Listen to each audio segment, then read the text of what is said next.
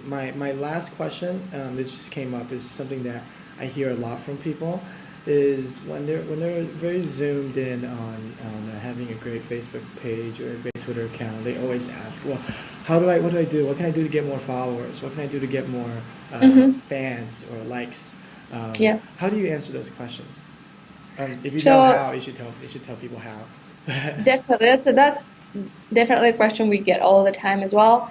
Again, that comes down to growing your other assets online, having a blog that you can use to share content on Facebook and Twitter. And as I said earlier, you cannot use it in isolation, but it has to complement your website presence. But I would like to mention an example, for a real life story that happened to me last week. Is I went to the hair salon, and what they had there was a brochure that said, if you like us, if you like our service, um, can you write a review for us on Yelp? And that was a local business, and that made so much sense for them. But it's the same type of principle for Facebook as well. If you're really happy with a service, and say you were traditionally offline business, brick and mortar, you can still uh, take those loyal customers and have them grow your Facebook reach, or have them become evangelists for you on other networks.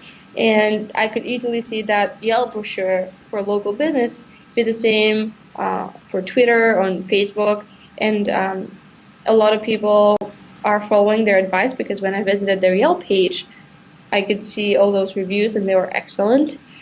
But just think about creative ways in which you can use already existing assets, and make sure that you create those connections between those traditional uh, marketing channels and the online marketing.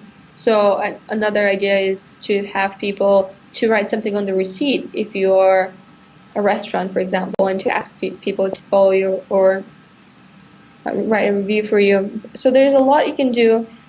First, I would say grow your website presence, write a lot of blogs and content. Second, think about ways to leverage already existing resources and add those little connections that make a difference. Got it. That's a really good tip. Like wherever you have an interaction with a customer, especially a really good one, try to funnel them to help you grow your different properties. Um, and I think if you do it successfully, those properties add a lot of long-term value. You keep this connection with the customer for the future. Yeah. So Definitely. that's Yeah. a that's a good strategy.